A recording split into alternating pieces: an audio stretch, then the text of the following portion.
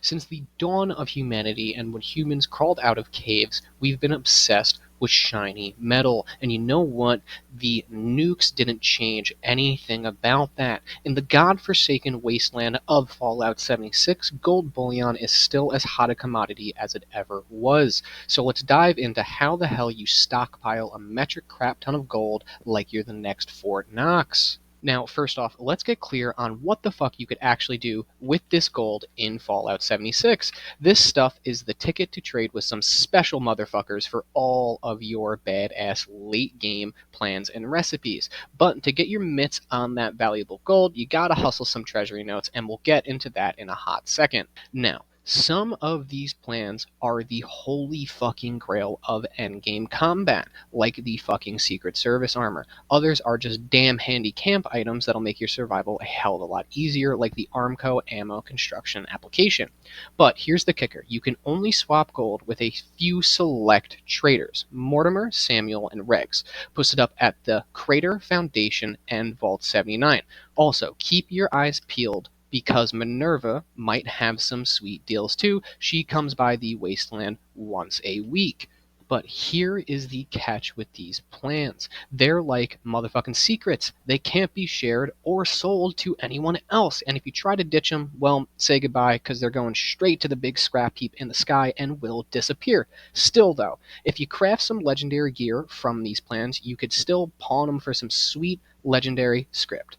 Don't forget about that. Don't just throw them on the ground. You could still trade them in at any cash-in machine. Now, that beautiful, beautiful baddie Minerva that I mentioned earlier, ever since she came into the picture, anyone who's been pulling their weight in public events can rake in some treasury notes, whether they've finished the Secrets Revealed quest or not. But hold your horses. There's a cap of 10,000 gold bullion per character. Go over the limit, and poof, your extra gold disappears faster than a fart in the wind. You definitely don't want to lose out on that. So, and I know you're saying 10,000 gold seems like a lot, but after this, you'll be able to stockpile as many treasury notes as you want. I think I have over 1,000 at all times, so 10,000 gold isn't out of the picture, I promise.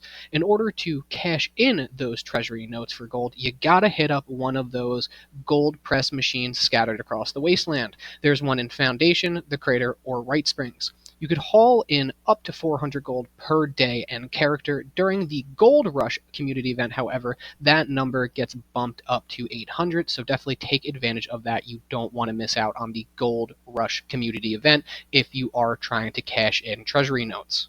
So I bet you're itching to know how the fuck do you snag those sweet, sweet treasury notes? Well, you don't need to jump through hoops, and no, you don't need to finish any quest line, I promise you.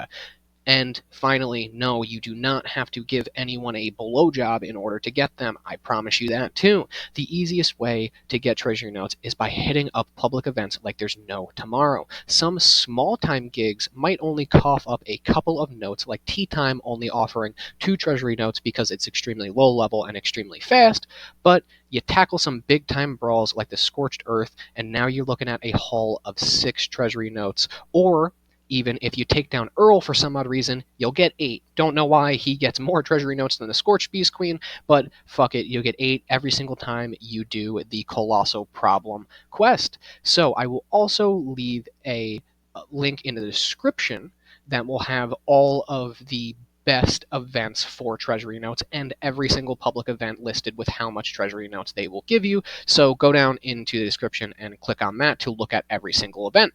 Moving on from events, we have another solid way to gain treasury notes, and that will be by doing your daily quests. So daily quests are obtained all over the wasteland of Appalachia, and you can complete them obviously once a day. Every 24 hours they will reset. So like Strange Brew is an extremely easy one. You will only get 2 treasury notes from that. Some of the harder ones can give you 3 treasury notes, but I would suggest doing dailies in between your public event timer. So you finish a public event, go ahead, do a daily quest. By the time you finish that daily quest, you should have another public event ready. That is a nice little way to maximize your treasury notes. So don't miss out on daily quests, and also don't miss out on events. Moving on to the third way of gaining treasury notes. This third way of getting Treasury Notes is actually my favorite way, and a lot of you motherfuckers have been sleeping on it, and that is expeditions. So even though the drop rate is a lousy 10% for 2 Treasury Notes, you could bang out one every 7 to 5 minutes. So again, you finish an event, you go ahead and hop on an expedition. By the time you finish it, you could go and do a daily quest, or you could do another expedition. You could bang out 4 expeditions before another fucking event pops up.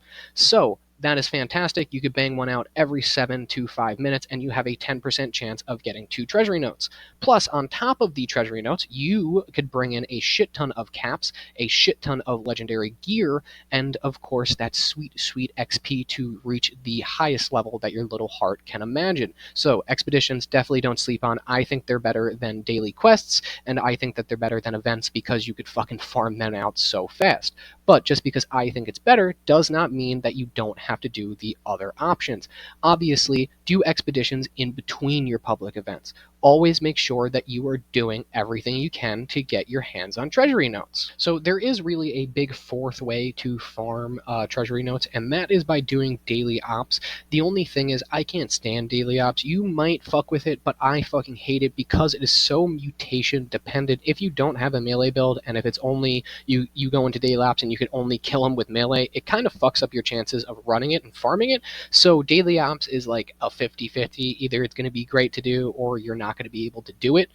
You've got a shot at scoring 2 Treasury Notes every single run. It's a 10% chance regardless of rank, and if you hit Elder rank, you're looking at another 2 notes on top of that. So you can walk away with a decent amount of notes, but daily ops just kind of fucking sucks. I'm sure if you've been around for a while, you know daily ops is probably the worst fucking game mode that they added.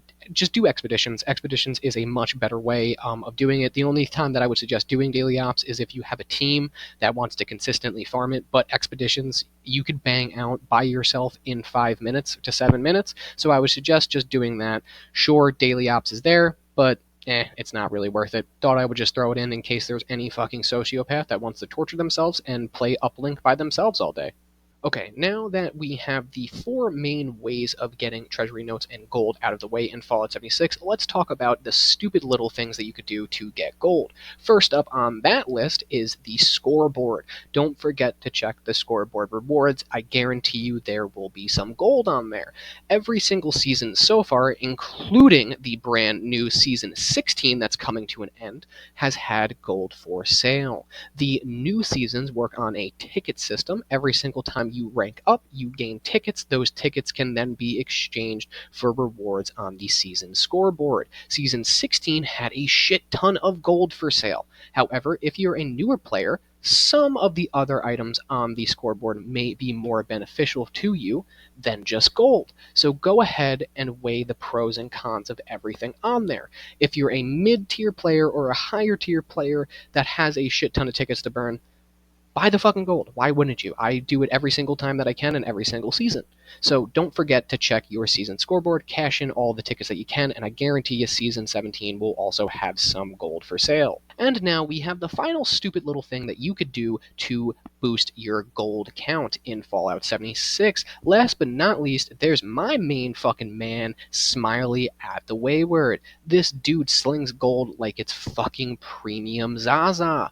Once a week, every single Tuesday he refreshes, you can drop 6,000 caps to scoop up 300 bars of gold. So make it a damn weekly ritual to hit him up. Like I said, he refreshes every single Tuesday, so don't fucking miss him. 6,000 caps, you could easily get that in a week, and that is an extra 300 gold that you could add to your collection. So there you have it, ladies and gentlemen of the Wasteland. Appalachia is a gold mine for those willing to hustle. Whether you're diving into the thick of it at public events, knocking out daily quests, grinding through daily ops, or face fucking those expeditions, there's gold to be had for those who ain't afraid to get their hands dirty.